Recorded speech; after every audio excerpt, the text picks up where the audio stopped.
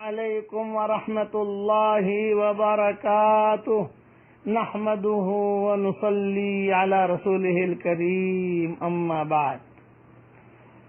یہ رمضان کے متعلق سبق ہے، بہت دھیان سے سنیے۔ حضور اکرم صلی اللہ علیہ وسلم کا ارشاد نقل کرتے ہیں حضرت عمر رضی اللہ تعالی عنہ کہ رمضان المبارک میں اللہ کو یاد کرنے والا شخص بخشایا ہے اور اللہ سے مانگنے والا نامراد نہیں رہتا۔ عبداللہ بن مسعود کی ایک روایت سے ترغیب میں نقل کیا ہے کہ رمضان کی ہر رات میں ایک پکارنے والا پکارتا ہے، اے خیر کے تلاش کرنے والے متوجہ ہو اور آگے بڑھ، اور اے برائی کے تلاش کرنے والے بس کر اور آنکھیں کھول۔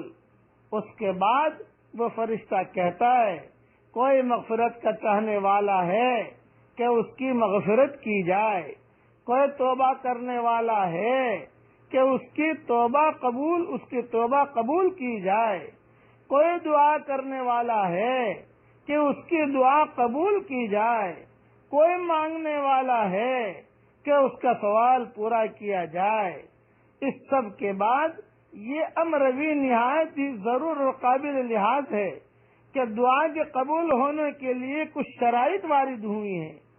وہ شرائط نہ ہونے سے بسا اوقات دعا قبول نہیں ہوتی۔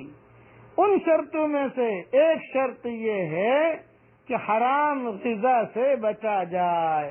حرام لقمہ پیٹ میں جاتا ہے، اس کی وجہ سے دعا قبول نہیں ہوتی۔ اس کا خاص خیال رکھیے کہ آپ کے پیٹ میں اور آپ کے بچوں کے جوڑوں میں، پیٹوں میں کون سا لقمہ جا رہا ہے۔ حرام غذا اگر جا رہی ہے دعا قبول نہیں ہوتی۔ حضور صلی اللہ علیہ وسلم کا ارشاد ہے، بہت سے پریشان حال آسمان کی طرف ہاتھ اٹھا کر دعا مانگتے ہیں اور یا رب یا رب یا رب کرتے ہیں، مگر کھانا حرام، پینا حرام، لباس حرام۔ ایسی حالت میں کہاں دعا قبول ہو سکتی ہے؟ اور رمضان کے مہینے میں مائیں بہنیں خاص طور سے ایک بات کا خیال رکھیں کہ کئی لوگ اس مرض میں مبتلا ہوتے ہیں، رمضان میں غصہ بہت آتا ہے، اس لیے بسا اوقات غصے اور رنج میں اولاد وغیرہ کو بددعا دے دیتے ہیں، نوکر کو بددعا دے دیتے ہیں، اور یہ تیرا ستیہ ناش جائے، ارے تجھے یہ ہو جائے۔ یاد رکھیں، اللہ جل شانہ کے عالی دربار میں بعض اوقات ایسے خاص قبولیت کے ہوتے ہیں کہ جو مانگو مل جاتا ہے۔ یہ احمق غصے میں اول تو اولاد کو کوستی رہتی ہیں عورتیں، اور جب وہ مر جاتی ہیں یا کسی مصیبت میں مبتلا ہو جاتی ہیں تو پھر یہ خواتین روتی پھرتی ہیں، اس کا خیال بھی نہیں آتا کہ مصیبت خود ہی اپنی بددعا سے مانگی ہے۔ اس لیے حضور صلی اللہ علیہ وسلم کا ارشاد ہے، اپنے جانوں اور اولاد کو نیز مال اور خادموں کو بددعا نہ دیا کرو، مبادا اللہ کے کسی ایسے خاص وقت میں واقع ہو جائے جو قبولیت کا ہے۔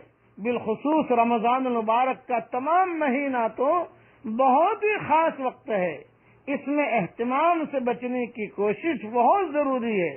کوئی بچہ بہت پریشان کرتا ہے، کوئی بچی بہت پریشان کرتی ہے۔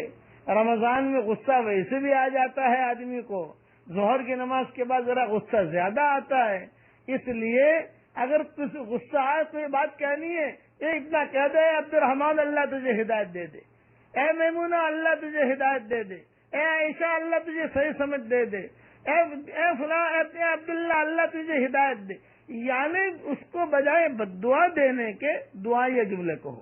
غصہ آیا، اللہ تجھے ہدایت دے، اللہ تجھے صحیح سمجھ دے، تو وہ بددعا نہیں ہوگی، وہ دعا میں شمار ہو جائے گا۔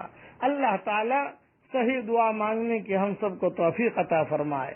السلام علیکم ورحمۃ اللہ وبرکاتہ، وآخر دعوانا ان الحمد للہ رب العالمین۔